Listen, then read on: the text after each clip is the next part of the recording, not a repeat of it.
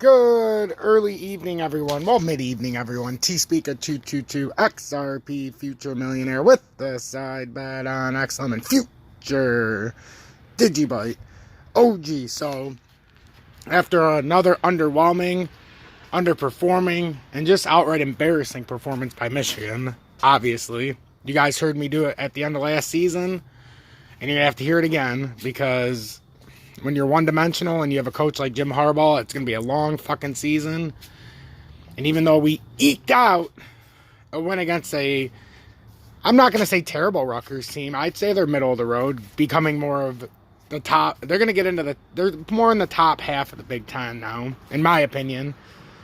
But that's not why we're here. Nobody needs to listen about Jim Harbaugh and...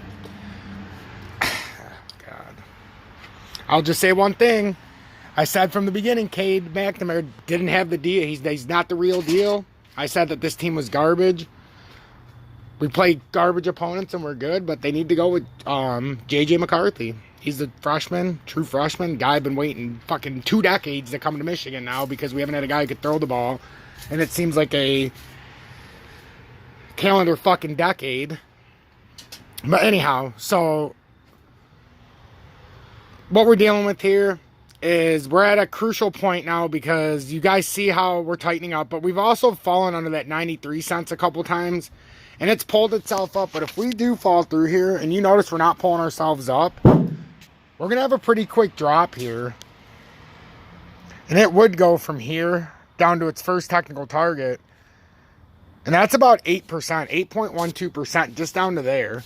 And then you talk about another fucking 10 to 12%, 13%, just to get down to 75.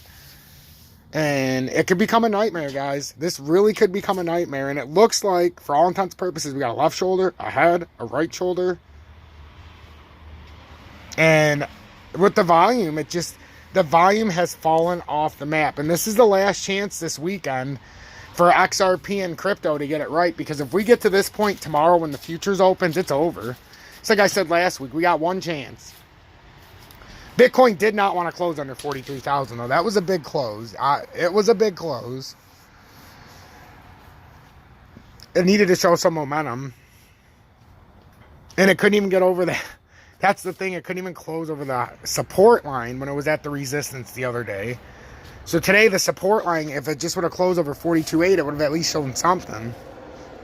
This has been bad.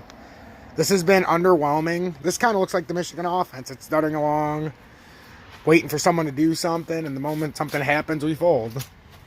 So, but I mean, the crypto market cap's one of the main things to pay attention to, and I'm going to continue to point yourselves towards it.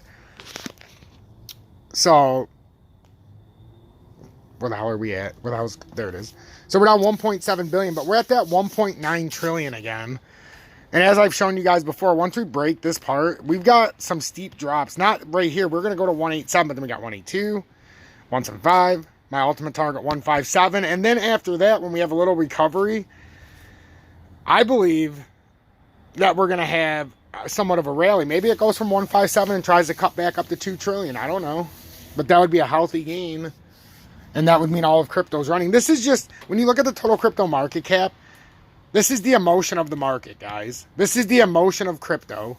What you see here is what crypto's doing. So you don't even need to know anything about crypto. But you look at this and oh, crypto's having a bad few days, few months.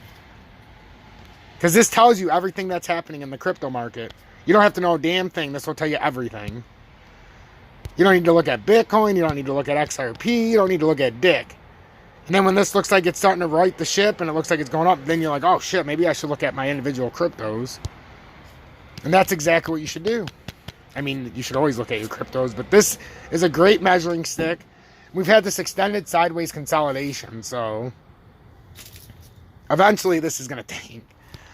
Unless, like I said, we can find some kind of volume, but we're not finding any volume anywhere. And it's starting to become, you've seen we've had a few drops. But like I said, I wouldn't expect it to go all the way down at once. I mean, we're tightening up. In the 15-minute, I keep saying I think we could get the 97. And, you know, this is what I've been waiting for 2 days for it to come across and then try to bounce up here and get rejected. I would like to see it get rejected by that support or resistance line, just to confirm that when we're trading between this is in fact resistance, and this is, you know, the support that would collapse to make this the new support and this the new resistance, and then we'd go around and do it again. That's what I'm looking for.